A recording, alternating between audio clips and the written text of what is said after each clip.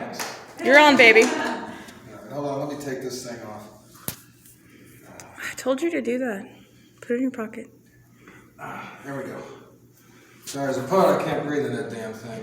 All right. So, sorry, as you can tell by the way I'm dressed, I'm used to a little bit of a rowdier audience. So, you know, I'm in the local Rocky Horror shadow cast, so I'm really used to a bunch of freaks. No offense.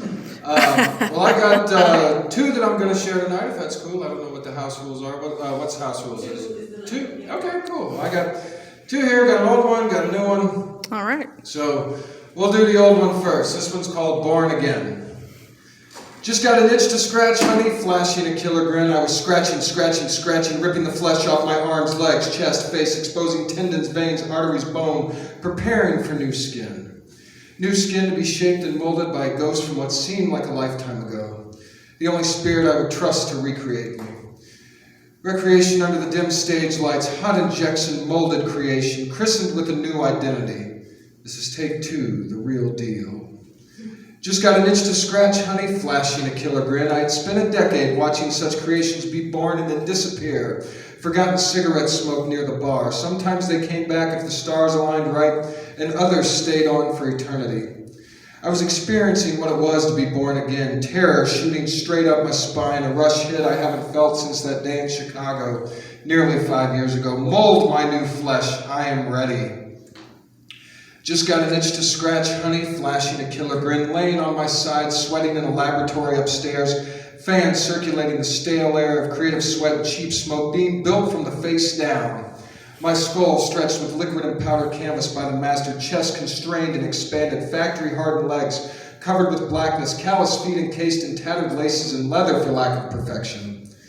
Just got an itch to scratch, honey, flashing a killer grin. I am in the waiting room, the master waiting for the final spark to bring me to life. All that remains of me is the eyes, twitching with overstretched nerves, new flesh pumping its way through my tense veins and tendons. Waiting for the right spark to kick, waiting. The others line up for the same old song and dance. Been there, done that, know what they're doing. I am waiting. Just got an itch to scratch, honey, flashing a killer grin. Lights up and the voice of God thundering from the booth. It is time. I stumble out on my tattered laces and leather. A new child, not quite getting the balance. I stumble out trying to kick the spark. God, hell, just trying to kick the spark. It sputters a bit, crackles and stutters. I pick up a couple of tattered bills and take solace in the fact I didn't vomit up my new flesh.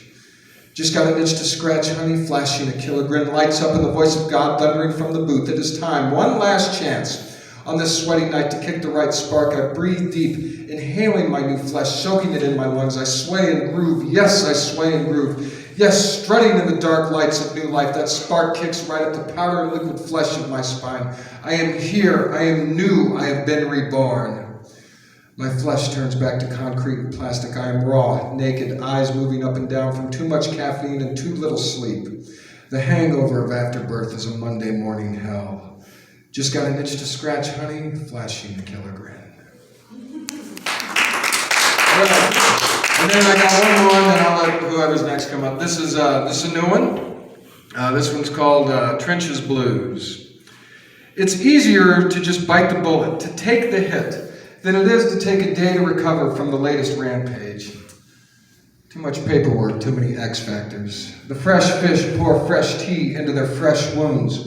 Run them through long-term plans, zeroing down to one day at a time. The bosses leave us hanging because they find it distasteful to bring the hammer down.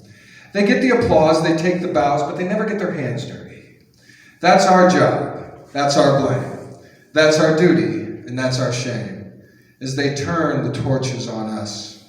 Precious gold and silver melted down, poured into a six-figure trophy. Precious resources melting away for glories and egos that we're told to admire and applaud. It's out of our hands, no support. It's out of our hands, no backup. It's out of our hands, marching to a John Wayne beat. The apple of our eye has turned into a 1,000-yard stare. Thank you very much. I've been Cher Guevara.